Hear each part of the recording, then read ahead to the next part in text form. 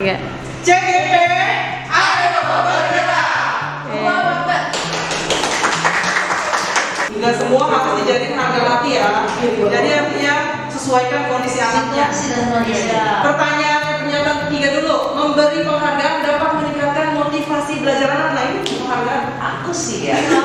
Aku yang merasakan pernah ngasih reward anak, terus kemudian tiba-tiba anak itu jadi meningkat motivasinya. Aku sih ya. Tapi, nah inilah satunya. Tapi kadang itu penghargaan itu membunuh juga gitu. Iya. Hadiah itu membunuh. Hanya bisa sharing aja. Dapat banyak semua, kita siapa yang jawab semuanya tunjuk tangan. Kita pilih. Maksudnya aku nggak dapat maksud siapa yang pilih satu, karena sudah nabur motivasinya. Yang kedua rekening kita jual gitu ya. Yang ketiga tapi kamu gini, apakah penghargaan hadiah itu selalu identik dengan hal materi gitu ya? Misalnya kayak ayam, teh kotak atau teh poci atau kocok. Tidak sebenarnya. Dengan kata tulis Anda hebat sebenarnya itu.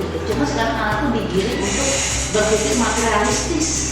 Nah ini yang harus kita sama-sama benahi sebenarnya. Jadi kita buat tidak gitu. Jadi penghargaan boleh atau tidak? Sesekali boleh. Untuk menghargai proses ya. Hari ini dapat tapi nanti Karena kalau misalnya penghargaan itu rutin, jadinya bukan penghargaan ya. Biasanya kan penghargaan dilakukan di momen-momen tertentu. Kalau misalnya saya udah baca, sudah share artikel gitu ya, di situ disebutnya penghargaan sebagai hukuman, ya kan? Karena bisa jadi ketika kita ngasih penghargaan ke satu anak dan dia terus-menerus yang dapat, teman lain juga udah dia lebih. Sampai akhirnya itu membuat anak yang lain merasa jadi kurang termotivasi untuk belajarnya juga. Jadi sesekali boleh. Atau misalnya memberi penghargaan itu juga tidak harus awal dikasih tahu ya. Misalnya siapa yang top 10 atau misalnya di teori yang di guru penggerak ini sebenarnya ada beberapa hal yang menurut saya penghargaan sebuah hubungan itu agak sedikit kurang pas kalau menurut saya. Tapi ketika saya cari lagi, oh ternyata memang benar ini adalah salah satu hubungan juga untuk anak-anak yang memang tidak mendapatkan penghargaan itu dari gurunya. Makanya diselingi dengan penghargaan yang jarak-jarak. Nah, lanjut lagi. Sekarang Bapak Ibu sudah punya kertas di depan. Ini udah pernah dipraktekin aku sama Bu Siti. Udah dapat kertasnya? belum. Hanya yang Berarti yang nggak dapat adalah yang membujuk. yang membunuh. Iya, jadi berpasangan. Ini Berarti Makfit sama Bu Jinja, Bu Siti sama Bu Pris, Pak Asep sama Bu Dina. Berarti ini salah satu aja nih. Siapa yang mau menjelaskan? Yang membujuk itu berarti yang nggak dapat kertas ya. Jadi nanti ada dua orang ya, A dan B. Terus si A itu nih, B itu kan teman kalian ya, teman Anda. Nah, sobeklah sekali yang kecil. Habis itu untuk yang dapat kertas tuliskan barang yang paling berharga di dalam hidup Bapak Ibu. Barang yang paling hidup ya.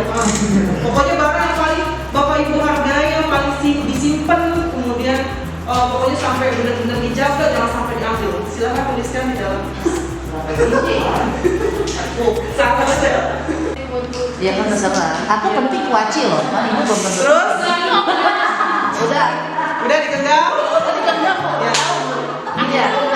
Oh iya, kasih tahu dulu, digenggam. Oke. Digenggam ya. Ini kalau di situ udah tahu nih permainan ini. Udah praktek juga. Wah, susah nih kayaknya aku punya. Habis itu setelah digenggam, nah Bapak Ibu boleh menggunakan banyak cara, misal dirayu-rayu, tolong dibuka genggamannya, intinya gitu. Misalnya mau nego kan udah tahu kan barangnya apa. Misalnya kalau handphone dirayu gimana caranya supaya Bu Ida memberikan atau membuka genggamannya. Terus bisa dirayu, bisa juga dengan cara mengancam, boleh. Boleh dikritikin, boleh dibuka paksa, ya. Boleh diomel-omelin, terserah. Intinya sampai saya kasih waktu cuma 2 menit ya. 2 menit dimana caranya memegang kertas ini membuka tangannya. Oke? Berapa menit? Ada minuman tuh, beli banget. Boleh beli semua ini awal-awal. Ya, Pentas itu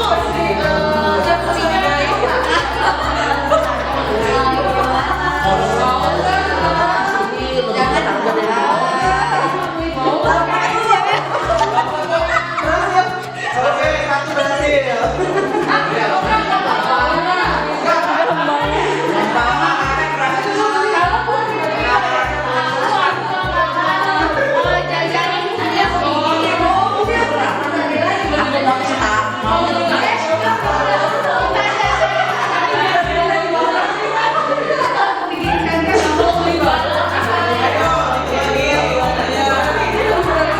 Sampai 1 menit aja ya, biar lama-lama.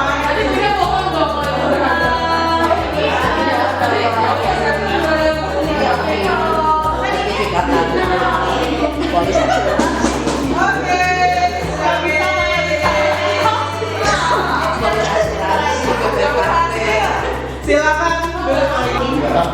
Apa? Penawarannya lebih baik. Kena DP dan Apa penawarannya?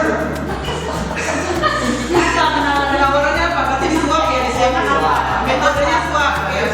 Penawarannya Barangnya mau nggak ditukar sama iPhone? enggak barangnya.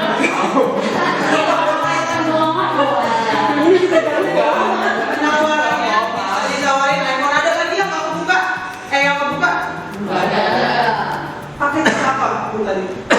mau aku jajarin seminggu. Ini udah buka. Ya, nah, iPhone coba kalau lihat tadi ini. Jajan Aku ambil aja. Ambil lagi katanya nggak butuh. Orang lainnya mah beda. Berarti ya, iya. Ngasih. Apa? Kamu jadi ngasih. Kamu tuh paksaan, paksaan. Apa namanya? Diambil paksa ya. Terus Bukri sama Musi itu Aku udah merayu tukar sama ini nggak mau. Aku mau bikin makan. Aku mau bikin apa berubah deh. Oke. Nah, ini bapak salah satu hikmahnya sesuai ini kalau saya bapak ibu lihat di depannya ada salah satu keyakinan kelas 7B yang 5K di bagian 4 kontrol diri. Jadi sebenarnya kontrol yang dilakukan oleh bapak ibu atau oleh orang lain yang menilai Kita dibanding. kenapa? Soalnya udah ada niatan ya. Mau lingkungan sebutut apapun, tapi kalau kita bisa menjaga diri kita sendiri, misalnya Harusnya kan kita ya. Tapi kalau fenomena yang ada, Lingkungan yang baik dalam anak-anak. fenomena yang ada selain kita ini, yang kita sebagai teman yang pribadi, bukan sebagai atasan dan bawahan. Kalau misalnya atasan dan bawahan, udah pasti kita harus. Kalau sebagai atasan dan bawahan, udah pasti kita harus nurut lah ya dalam satu organisasi. Ini sebagai teman juga satu. Ya, yang kalau misalnya kita lihat sebagai manusia, sebenarnya kontrol diri ada di diri kita kan.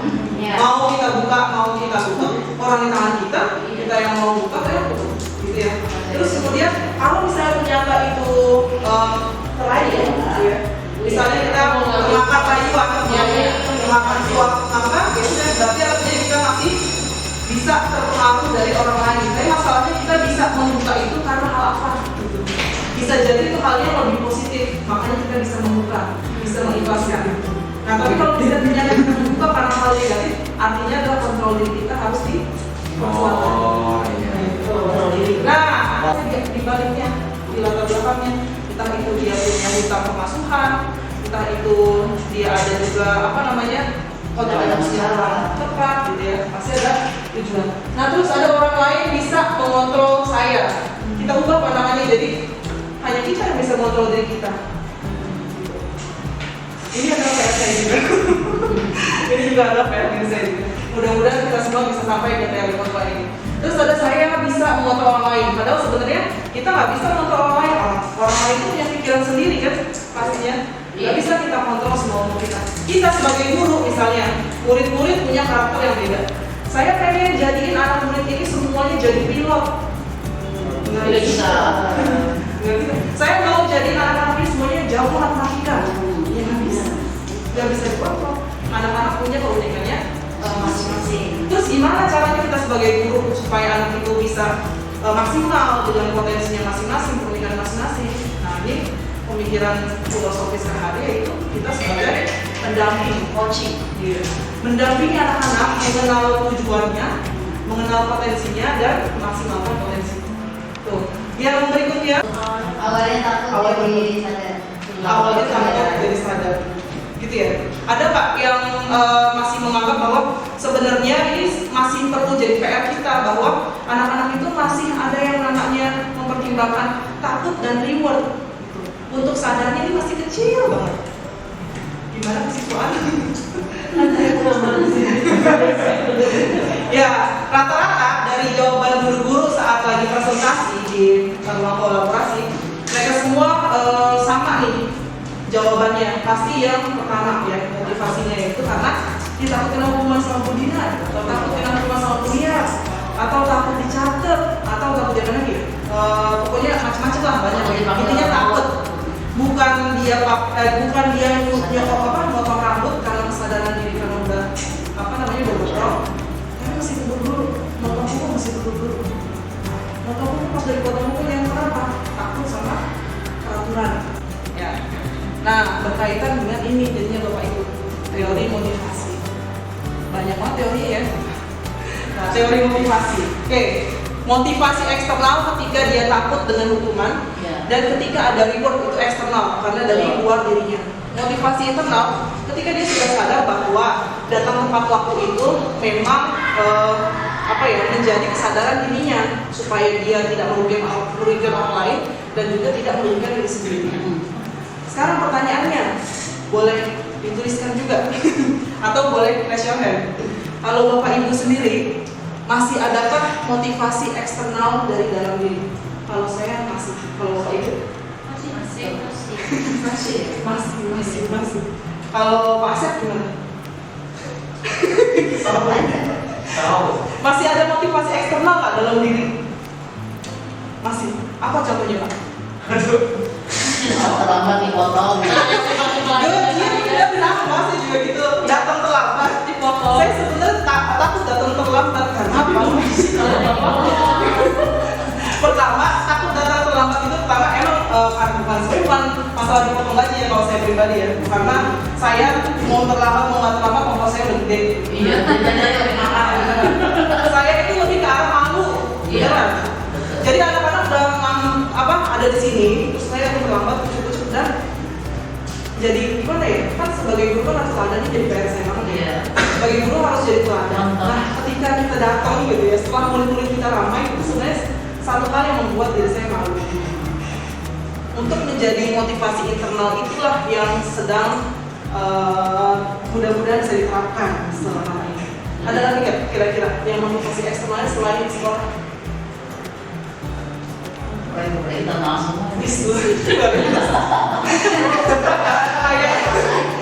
Motivasi internal semua ya udahlah ya. Insyaallah mudah-mudahan bisa terjawab dalam diri sendiri ya. Nah, kita takut itu bang. Apa ya? Gitu. Ya pokoknya Ada drama dikit lah. ya ini ada drama dikit sampai ini anak-anak merasa bersalah. Akhirnya datang. Nah ini kemarin, ya Allah ini saya juga masih berproses ya. Saya merasakan kemarin yang baru aja. Terus ada sebagai teman. Nah ini happy banget kayaknya kalau ngobrol. Bahkan kalau anak-anak melakukan kesalahan itu jarang untuk diingatkan secara positif, tapi lebih dimaklumi. Ya udahlah ya. Atau bahkan, nah akibatnya ketika ada guru yang fungsi kontrolnya sebagai teman, akibatnya ketika guru berfungsi kontrolnya sebagai teman, si murid ini dia akan memilih-milih guru mana yang perlu dibaiki, guru mana yang perlu diwaspadai, ya karena kayak gitu, ya kan? Berarti kalau gurunya yang biasa mengontrol untuk teman, ya udah pasti dia akan ya biasa aja lah, baju kebuka ya biasa aja orang yang dihadapin misalnya Bu X ini gitu kan. Tapi kalau giliran sama ibu guru yang ini lagi langsung tuh buru-buru dimasukin nih bajunya. Ya, jadi untuk posisi kontrol guru sebagai teman boleh nggak? Boleh, tapi jangan sampai berlebihan. Kapan kita menjadi teman, kapan jadi teman. Terus pemantau, biasanya cuma nanya gini doang. Baju kamu kebuka, kamu tahu apa konsekuensinya. Kamu terlambat asar, kamu tahu apa konsekuensinya. Pokoknya mengingatkan terus tentang konsekuensinya. Itu pemantau. Ya, jadi apa peraturannya? Nanyain lagi. Menghitung dan mengukur. Kayak gitu ya, kalau pemantau.